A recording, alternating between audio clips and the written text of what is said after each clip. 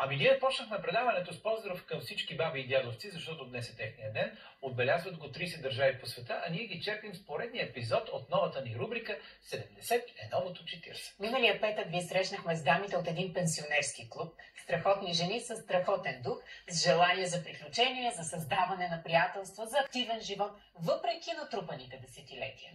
Столетия да натрупат им пожелаваме. Ами... Да. Една от водещите фигури в него е Снежана Рудакова, учителка, поетеса, спортистка. Работи в клуба абсолютно безвъзмездно и даже често нейните ученици помагат финансово за общи каузи. Например, събират пари за хотел, път, когато клуба тръгва на участие в някакво състезание. Повече ще ни разкаже сега Нина Янакиева.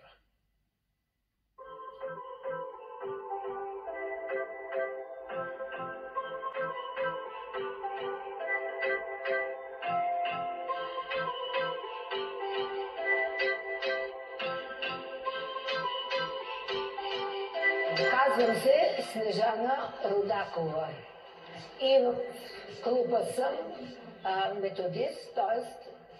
занимавам се с спортната дейност на клуба. Цял живот съм се занимавала с спорт. Покривала съм майсторски норми за майстор на спорта по туризъм. И там се искат най-различни дисциплини: ски каране, плуване, колоездене.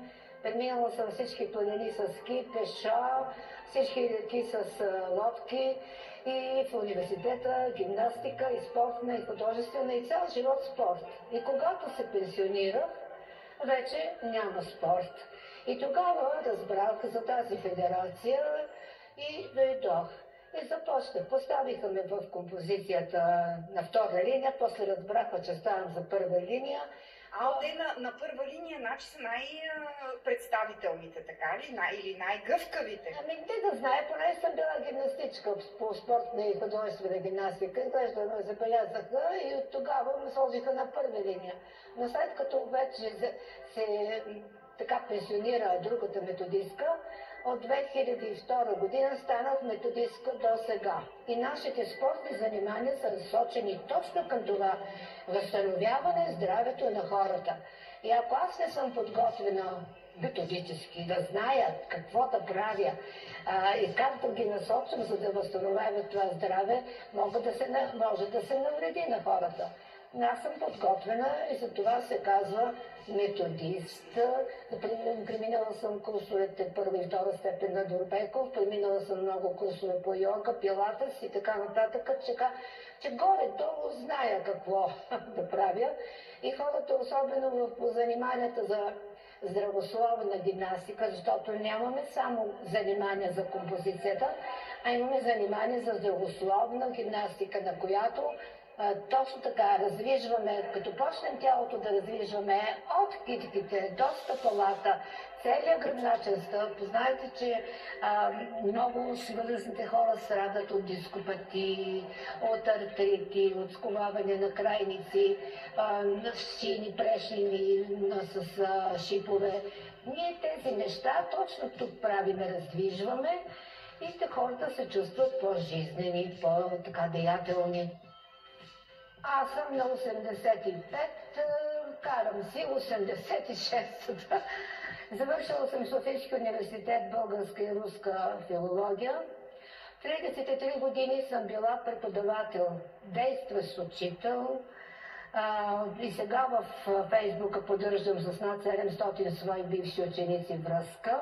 Била съм отначало по разпределение в град Перник, защото по мое време ни разпределяха. 8-9 години в четвърта пернишка гимназия с 1600 ученика. Това беше Перник изток, квартала на металурзите. Имам прекрасни спомени от този край от перничани. С много от тях, от тези мои ученици от Перник, след това направих един преход в планината Кол-Мемине 1974 година, когато още дори нямаше маркировка по Кол-Мемине. Така че имам прекрасни спомени от своите пернишки ученици. След това бях в 3 години в Макаренко. Един много специален интернат за ученици, за момчета, които имаха престъпления някакви. И там вкарваха ме с престъпления, а ги изкарвахме без престъпления. С общежития, с работни помещения, където те научаваха занаяти, с спортни зали. Изобщо много интересни 3 години за моята педагогическа практика бяха наистина по Макаренко. А то по Макаренко не ги ли бие такива деца? Не сме биели никой. Макаренко никога не е бил учениците си.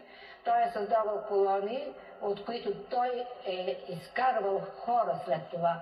Така че и нашето училище Макаренко, преди демократичния процес да настъпи у нас, беше едно прекрасно училище, където децата влизаха, кои били бездомни, кои били с някакви нарушения, влизаха, учиха се както трябва, работеха, научаваха занаяти, спортуваха и сега, когато ме срещнат на улицата, ме прегръщат и казват: добре, че бяхте били да ни направите хора. След това разпуснаха това училище и децата останаха някъде, не знам къде. Сега, след това, постъпих 23 години в спортното училище на ЦСК. Мои ученици са нашите олимпийски звезди: Таня Богомилова, Весела Лечева, Мария Гроздева, Румяна Нейкова и още много други. Наши представили се европейски и световни шампиони. Боряна Стоянова, гимнастика, да не пропусна. Така че 22 години, почти 23, аз преподавах литература на нашите големи спортисти. Имам прекрасна дъщеря Десислава, с прекрасна внучка Снежана, с прекрасна правнучка Ивайла и имам съпруг, който е починал преди 5 години. Когато се пенсионирах, започнах и да пиша. Първите 100 стихотворения написах за 3 месеца. И тогава се оформи първата ми книжка "Обич за обич" и започнах да пиша така по-често и повечко. Издала съм 7 книжки. Написах химна на клуба "Люлинските ветерани", "Веселяци сме събрани", "Спортуваме, играем, пеем", "Грижите си да разсеем", "Спортен дух ни носи радост, в неволие утеха", "Нищо, че сме втора младост, пак се борим за успеха". А какво бихте казали на някои ваши връстници, които сега ви гледат от дивана вкъщи? Движението е сила, движението е здраве. Общуването с хората също е здраве. Не стойте изолирани в къщи. Има много пенсионерски клубове, в които можете да се запишете. Ако не да спортувате, то поне да общувате. Заповядайте в нашия клуб. С радост ще ви приемем.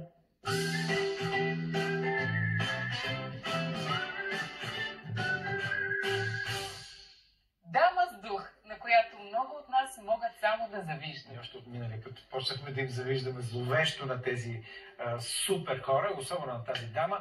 Но да, за много от нашите баби и дядовци обаче трупането на години носи тъга, страх.